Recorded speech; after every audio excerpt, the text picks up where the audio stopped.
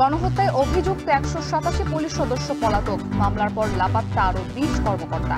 7 মাসে অবস্থান চিহ্নিত না হয় নাশকতার সংখ্যা। সরকারি চাকরি আইন যেটি রয়েছে তাদের বিরুদ্ধে কিন্তু প্রয়োজনীয় বিভাগীয় ব্যবস্থা গ্রহণ কিন্তু চলমান রয়েছে। প্রক্রিয়াগুলো অনুসরণ করে খুঁজে বের করার চেষ্টা করা, কারণ একটা ভয় কিন্তু থেকেই যায়।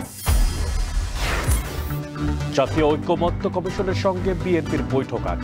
5 সদস্যের প্রতিনিধি দলের নেতৃত্ব দেবেন জমির উদ্দিন সরকার।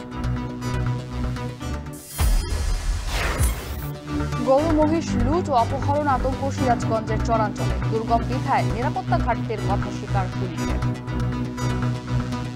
পিস মুরাদা বান্ধেছিলাম, বান্ধা গরু বাছুর নিয়ে গেছে। রেগুলার টহল যেটা, সেইটা যোগাযোগ ব্যবস্থার অপ্রতুলতার কারণে এটা সম্ভব হয় না।